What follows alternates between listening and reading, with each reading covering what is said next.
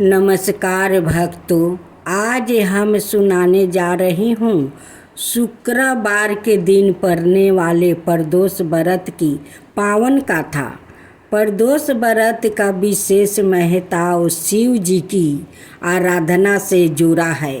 जब यह व्रत शुक्रवार को पड़ता है तो इसे शुक्र प्रदोष कहा जाता है और इसका फल सौभाग्य, सुख, समृद्धि और दाम्पत्य जीवन की मधुरता से संबंधित माना गया है।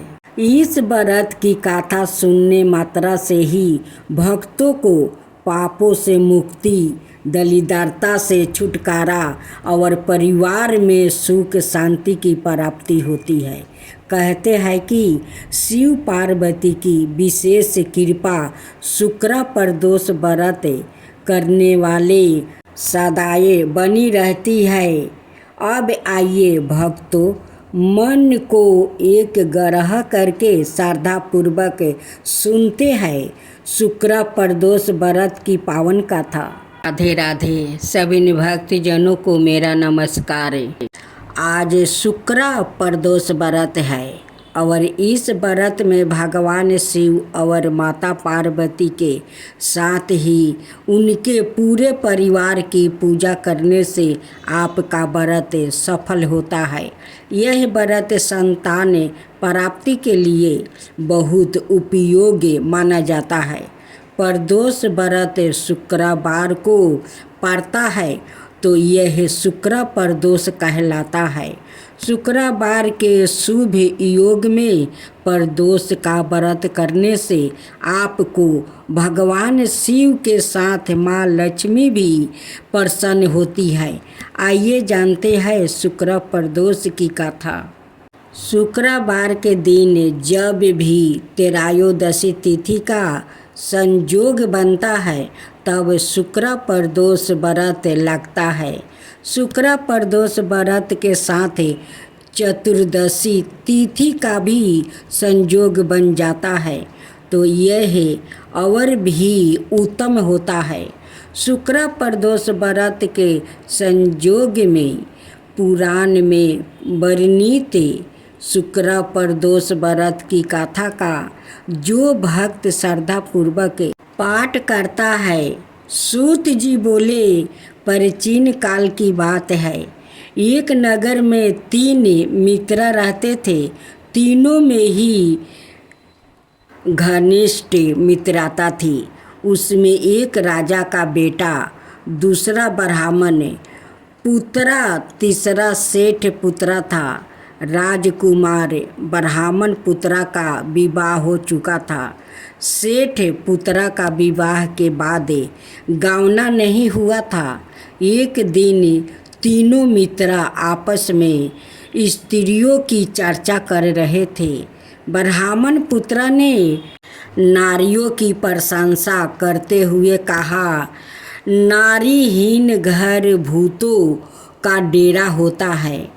सेठ पुत्र ने यह वचन सुनकर अपनी पत्नी लाने का तुरंत निश्चय किया। सेठ पुत्र अपने घर गया और अपने माता पिता को अपना निश्चय बताया। उन्होंने बेटे से कहा कि शुक्र देवता डूबे हुए हैं। इन्हें तीनों बहू बेटियों को उनके घर से विदा कराकर लाना शुभ नहीं। अत शुक्र देव के याद तुम अपनी पत्नी को विदा करा लाना। सेठ पुत्र अपनी जिद से टस से मस नहीं हुआ और अपनी ससुराल जा पहुंचा। सास ससुर को उसके इरादे का पता चला। उन्होंने उसको समझाने की कोशिश की किंतु वो नहीं माना। अत उन्हें बेबस होकर अपनी कन्या को विदा कराना पड़ा। ससुराल से विदा होकर पति पत्नी नगर से बाहर निकले ही थे कि उनकी बैलगाड़ी का पहिया टूट गया और एक बैल की टांग टूट गई। पत्नी को भी काफ़ी चोट आई। सेठ पुत्रा ने आगे चलने का प्रयत्न जारी रखा। तभी डाकुओं ने भेंट हो गई और वो धनाए लूट कर ले गया। सेठ का पुत्र पत्नी सहित रोता पीटता अपने घर पहुंचा। जाते ही उसे सांप ने डांस लिया।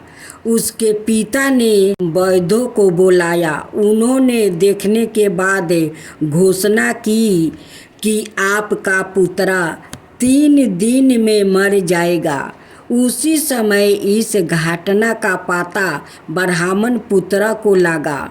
उसने सेठ से कहा कि आप अपने लड़के को पत्नी सहित बहू के घर वापस भेज दो। यही सारी बाधाएं इस कारण से आई है कि आपका पुत्र शुक्रास्त में पत्नी को विदा करा लाया है। यदि यह वहाँ पहुँच जाएगा तो बच जाएगा। सेठ को ब्राह्मण पुत्र की बात जांच गई और अपनी पुत्रवधू और पुत्र को वापस लौटा दिया। वहाँ पहुँचते ही सेठ पुत्र की हालत ठीक होनी आरंभ हो गई। तत्पश्चात उन्होंने शेष जीवन साथ में सुखपूर्वक बिताया और मृत्यु के बाद सरक लोग को गाया। पौराणिक कथाओं में शुक्राचार्य एक रहस्यमयी ऋषि है। उनके बारे में लोग सिर्फ इतना ही जानते हैं कि वो असुरों के गुरु थे। महर्षि भृगु के पुत्र और भक्त प्रहलाद के भांजे शुक्राचार्य थे। महर्षि भृगु की पहली पत्नी का नाम खयाति थी, जो उनके भाई दक्ष की कन्या थी। खयाति से भृगु को 2 पुत्र दाता और विधाता मिले और एक बेटी लक्ष्मी का जन्म हुआ।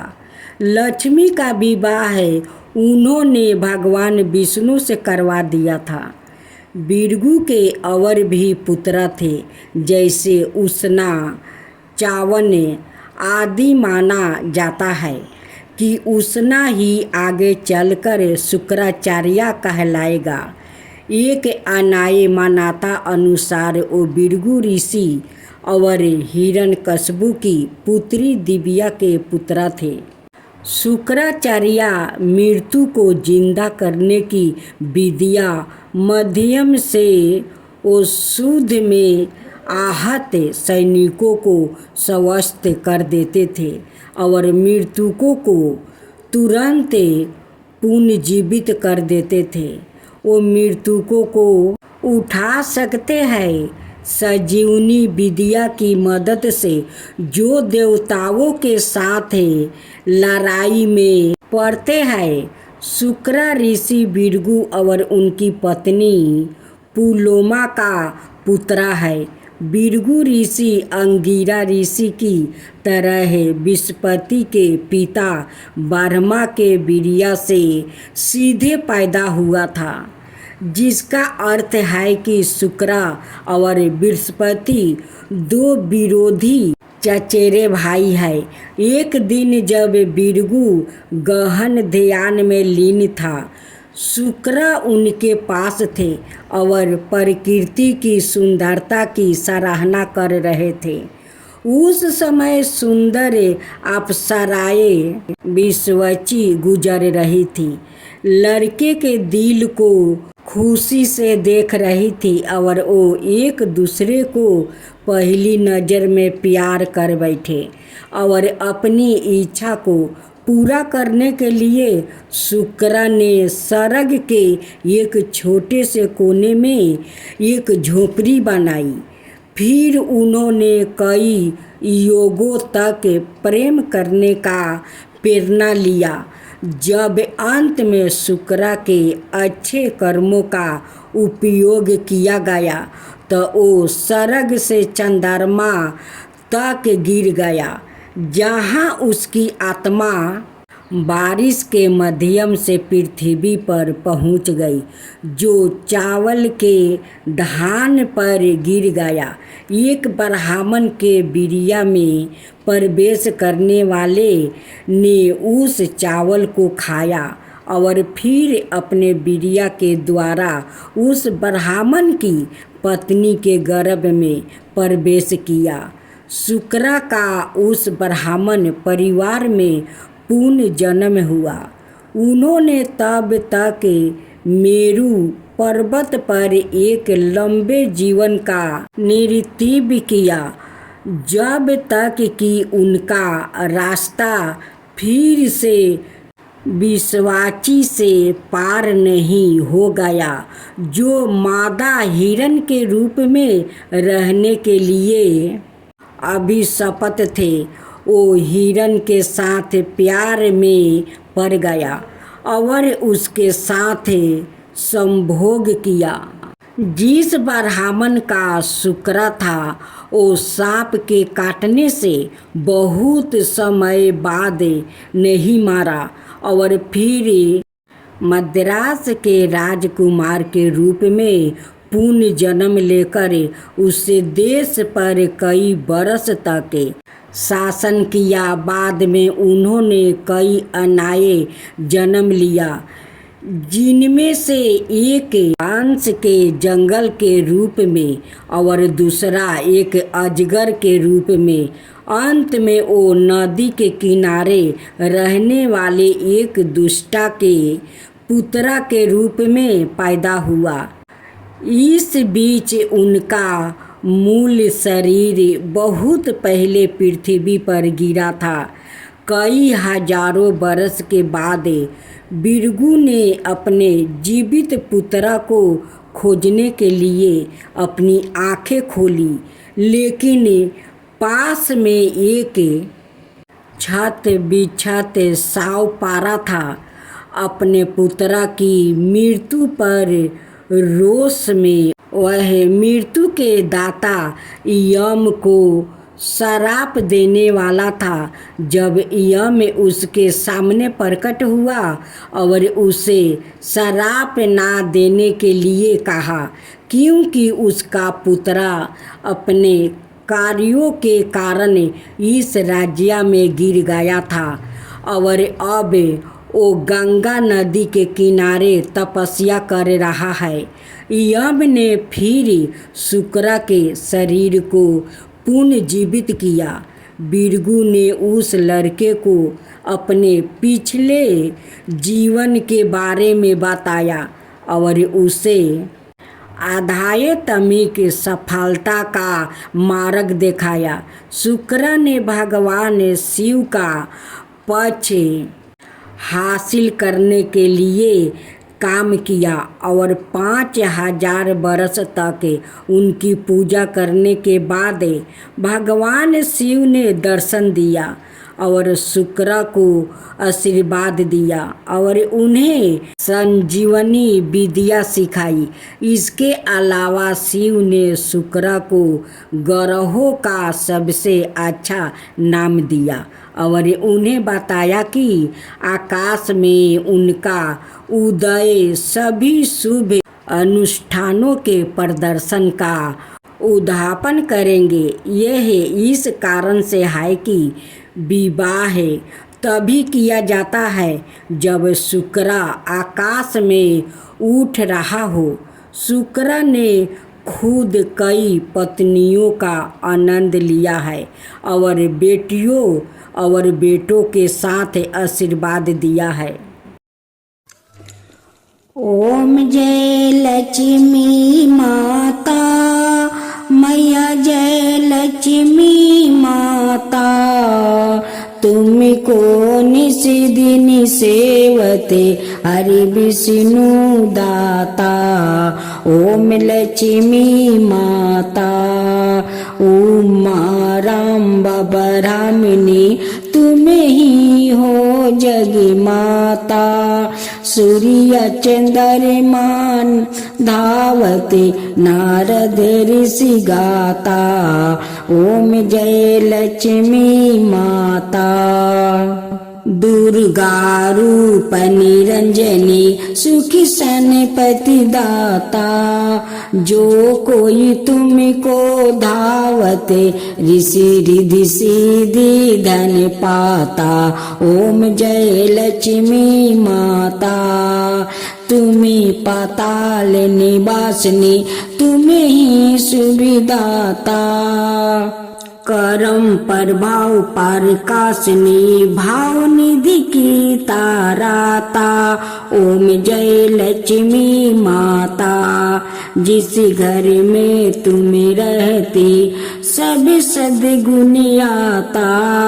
सब संभव हो जाता मन नहीं घबराता।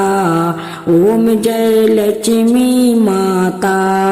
तुम बिना ज्ञान न हो बेबस्तर ना कोई पाता। खाने पाने का भाव सब तुमसे ही आता। ओम जय लक्ष्मी माता।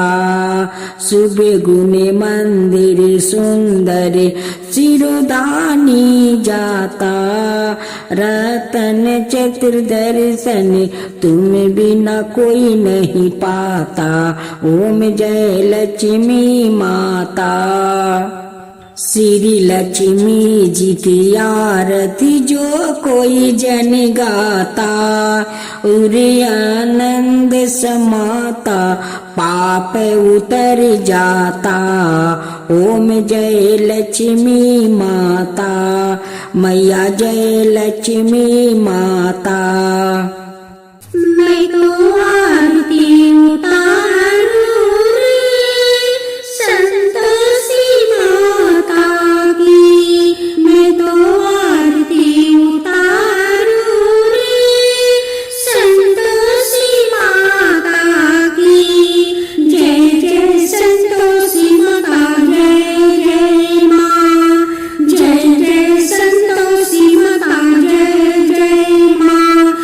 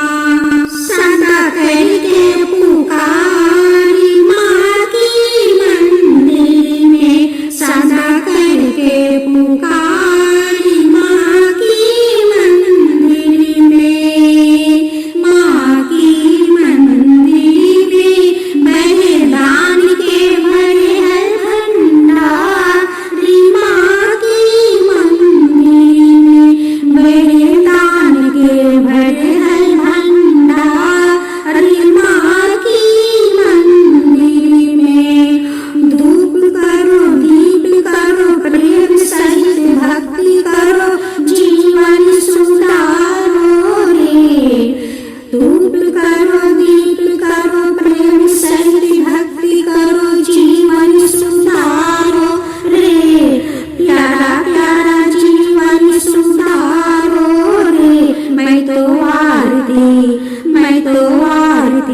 उतारूं रे संतोषी माता की मैं तो आरती उतारूं रे संतोषी माता की जय जय संतोषी माता जय जय माँ जय जय संतोषी माता जय जय